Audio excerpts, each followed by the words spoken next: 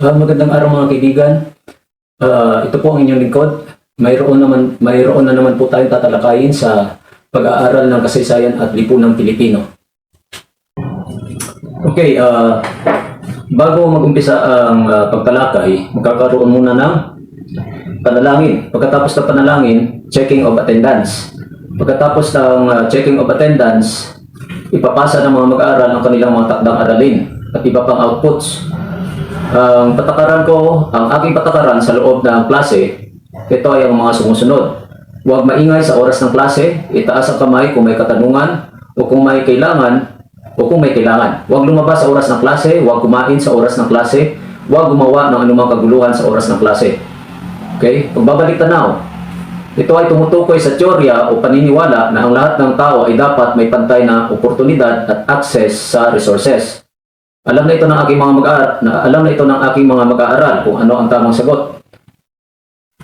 O ngayon, maglalaro kami ng hulaan kung sino sila. Sa paksang ito, hulaan ng mga mag-aaral kung sino ang mga kandidatong tinutukoy. Ito yung mga kandidato noong 2022 presidential at senatorial election. Okay, unang larawan. Ito ay tumutukoy ito ay si President Bongbong Marcos. Pangalawa, sino siya? Siya ay si dating Senator Manny Pacman Pacquiao. Okay, susunod na larawan, sino siya? Siya ay si Senator Kiko Pangilinan. Tapos, hulaan ng paksa. Merong mga salita na pinaghalo-halo. So, ayusin upang malaman ang paksa na ating tatalakayin ngayon. Ang tamang sagot ay konsepto, katuturan at kahalagahan ng pagkamamamayan o citizen, no? Citizen. Ano ang citizenship? Ang citizenship ay ang ganap na pagiging isang mamamayan ng partikular na bansa. Okay? Dalawang teorya ng pagkamamamayan. Number 1, ang hos sanguinis ay isang prinsipyo ng pagkamamamayan kung saan ang isang tao ay nagiging mamamayan ng isang bansa batay sa lahi o dugo ng kanyang mga magulang. So ito ang pagkamamamayan na nakabase sa dugo o lahi ng mga magulang ng isang tao. Ang hos soli naman ay hango sa salitang Latin na may kahulugang batas ng lupa or law of the land. Sa ibang panig ng mundo, ito ay sinusunod bilang pagkilala ng citizenship ng isang mamamayan. Ayon rito, malalaman ang citizenship ng isang mamamayan base sa kung saan ito ipinanganak. Okay, so pagkamamamayan ng isang tao sa hos soli ay nakabase kung saang lugar siya ipinanganak. Okay? Sino ang mga mamamayang Pilipino? Ayon sa Artikulo 4 or Section 1, Article 4, Section 1 ng Saligang Batas o Philippine Constitution ng 1987, maituturing na mamamayang Pilipino ang mga sumusunod. Okay, sila itong mga mamamayang Pilipino. Number 1, mamamayan ng Pilipinas na pinagtibay ang Saligang Batas ng 1987 noong Pebrero 2, 1987. Ibig sabihin, noong panahon na inaprubahan ang Saligang Batas ng 1987 o 1987 Constitution, sila ay mga mamamayan na o mga Pilipino na dito sa Pilipinas. Okay? So, pagkatapos. Kasi pagka pinagtibay, tapos na, aprobado na ang Saligang Batas ng 1987. Okay? Number 2, ang ama o ina ay mamamayang Pilipino. Of course, kapag ang iyong ama o ina ay isang mamamayang Pilipino, ikaw ay Pilipino. Okay? So, ama man o ina. Hindi sinasabi dito na ama at ina, no? So, ibig sabihin, kahit isa dyan, ang iyong ama o kaya ang iyong ina ay Pilipino. Ikaw ay mamamayang Pilipino.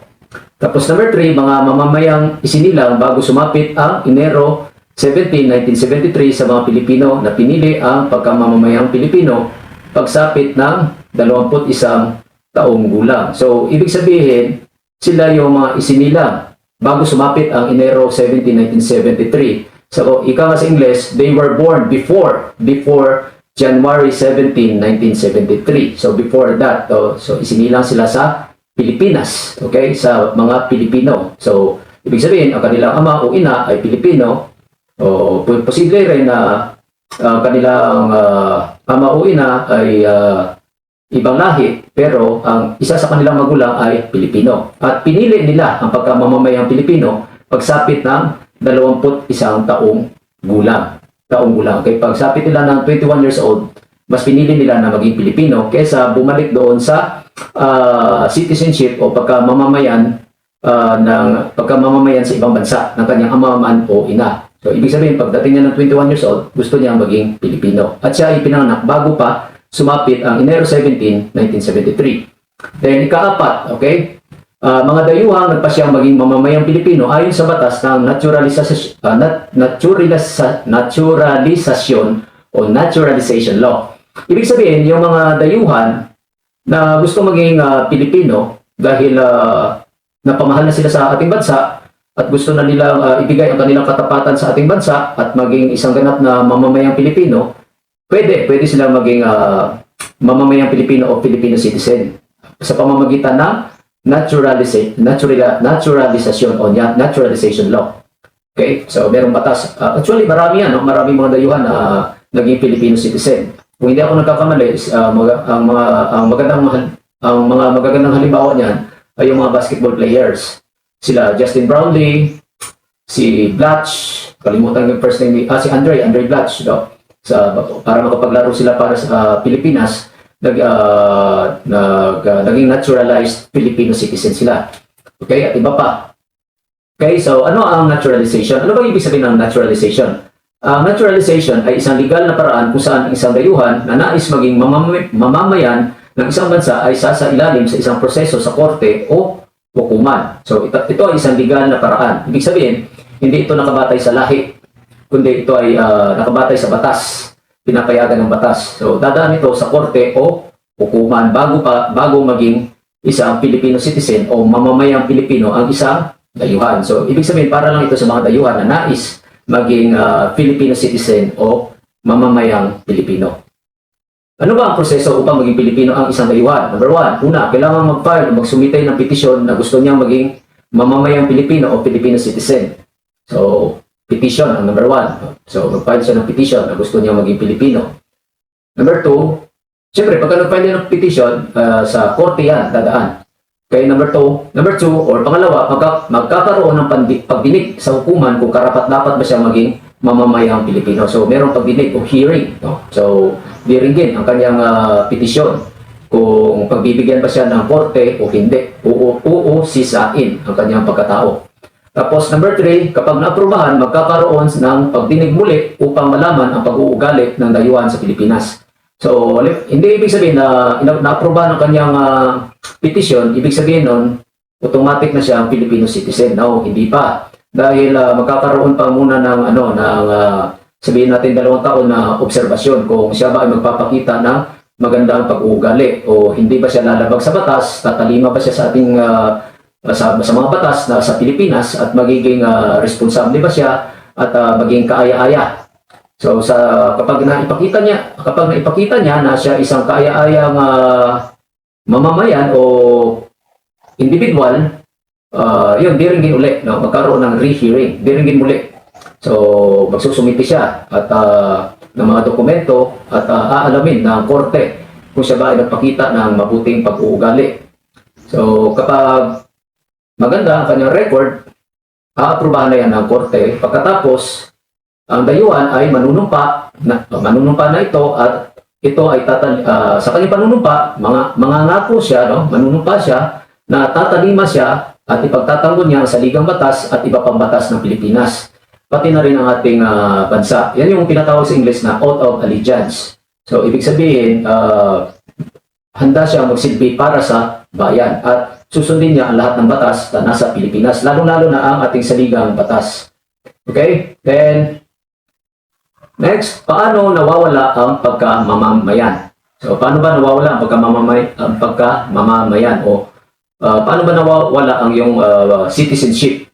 Kailan ka ba sasabihin na hindi ka na Pilipino? So, hindi lamang ito para sa mga dayuhan, para din ito sa mga tunay na Pilipino. Ibig sabihin niya na talaga yung mga magulang niya at ang kanyang dugo na nananalantay sa kanyang dugo ay purong Pilipino. Pero maaaring mawala ang kanyang pagkamamamayang Pilipino. At ito ang mga dahilan kung bakit posible mawala So, basahin ko. Ang pagka-mamamayang Pilipino ay maaaring mawala kusang loob man o sa pilitan. So, ibig sabihin, pwedeng kusang loob niyang tatalikuran ang kanyang pagka-Pilipino o kaya naman sa pilitan. Ibig sabihin, mayroon siyang ginawa kung kaya kailangan mawala ang kanyang pagka-mamamayan. So, ayon sa ating batas, maaari itong mawala sa pamamagitan ng mga sumusunod. Number 1, naging naturalisadong mamamayan siya ng ibang bansa. Ibig sabihin, pinili niya na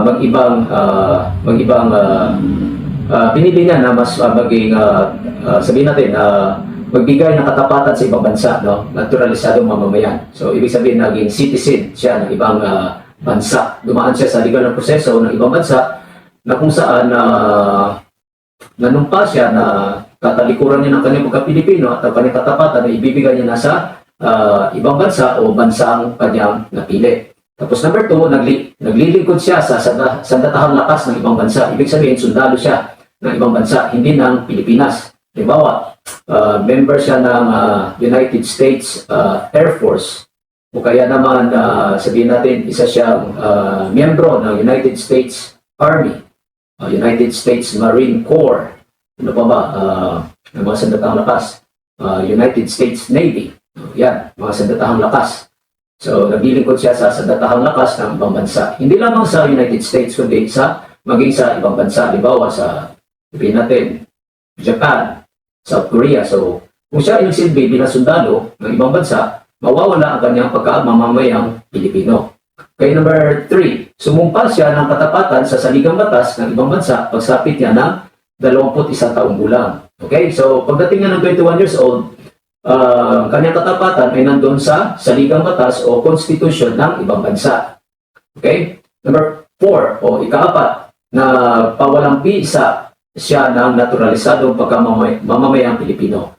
So siguro ito number 4, ito ay tumutukoy sa mga dayuhan. Ibig sabihin, yung mga dayuhan na inaprubahan ang kanilang naturalization,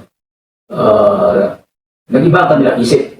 So, ibig sabihin, nag-file sila ng petition o kaya dumulong sila sa korte na binabawi na nila o ayaw na nila maging mamamayang Pilipino. O kaya mapapawalang bisa ang kanilang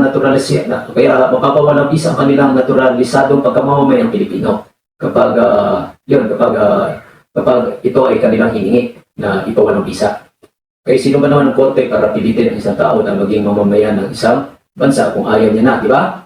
So, walang sapilitan. So, diyan natin mapapansin na wala pa na sapilitan sa pagiging mamamayan. Okay, number 5. Napatunayan siyang tumakas sa hukbong sandatahan ng ating bansa at kumampi sa kaaway sa panahon ng digmaan. So, yung number 5, mayroong isang kondisyon, sitwasyon. Okay, ang sitwasyon na yun ay mayroong digmaan sa pagitan ng dalawang bansa. Okay, Pilipinas. So, habang may digmaan, siya ay tumakas sa hukbong sandatahan. Ibig sabihin, sundalo siya. Okay? Kaanib siya ng Armed Forces of the Philippines. Okay? At imbes na ang bansa ang ating paglaban, doon siya sa kaaway kumampi o nagbigay ng katapatan. Ibig sabihin, naging traidor sa ating hukbong sandatahan. Kung kaya, mawawala ang kanyang pagiging mamamayang Pilipino o ang kanyang Filipino citizenship. Number 6, itinakwil niya ang pagkamamamayan at nag-angkin ng pagkamamamayan ng ibang bansa. Ibig sabihin, ikinakahiyan niya ang pagiging Pilipino, hindi lamang sa salita, kundi pati na rin siguro sa gawa at mas ipinapakita niya ang pagmamahal sa ibang bayan, sa ibang bansa, mas ipinapakita niya ang katapatan o pagmamahal sa ibang bansa kaysa sa pagmamahal sa Pilipinas. Kung kaya, dahil dyan, mawawala ang kanyang pagkamamamayang Pilipino. Okay? Then, punta tayo sa abstraction generalization. Anong ibig sabihin na nasa larawan? Okay? Sa aktual na klase, ang mga mag-aaral talaga mag-iisip yan kung anong ibig sabihin. Yung iba mag-iisip. No? Talaga magpo-proseso. Pero yung iba na talaga may angking talino, madali na lang nila maunawaan yan. No? So, siguro wala pang 1 minuto, alam na nila yung ibig sabihin. Okay, so sa larawan, makikita nyo na mayroong isang Pilipina na yakap-yakap, no? Nakabalot ng bandila o watawat ng Estados Unidos. So, ano ibig sabihin niyan? Sa kabila naman, mayroong isang Amerikano na yakap ang bandila ng Pilipinas. So, anong ibig sabihin niya?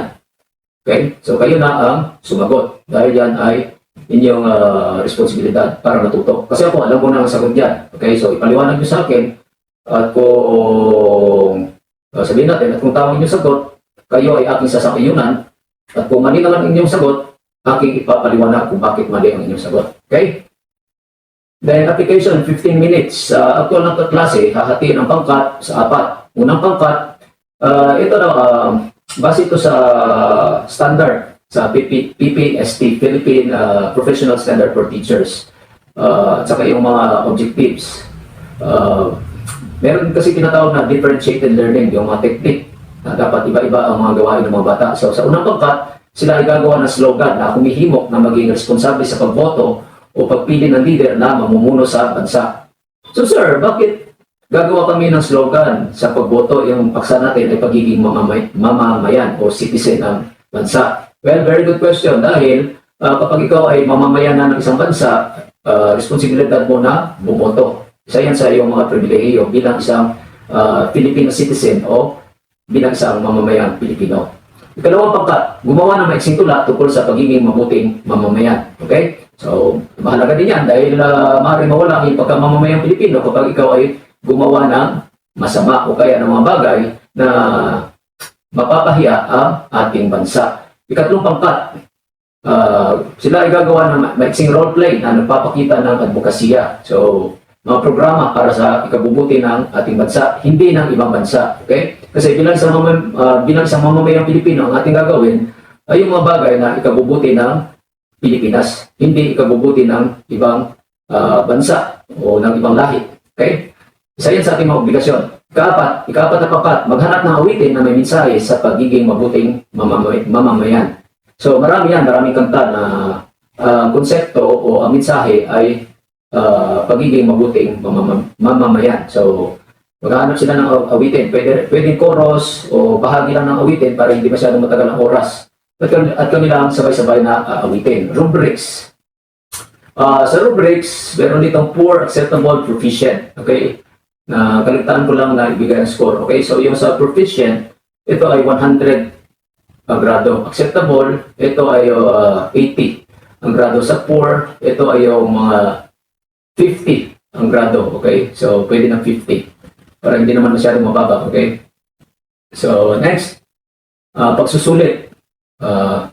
Dahil isang oras lang ang klase, so, sa pagsusulit, 5 katanungan lang, pero higher order thinking. Ibig sabihin, yung talagang mag-iisip na mabuti ang bata. Ibig sabihin, kahit 5 katanungan lang, pero talagang ano tawag doon, sabihin natin talaga magagamit niya talaga ang kanyang talino o kaya magpo-proseso talaga ang kanyang utak upang makuha niya ang tamang sagot.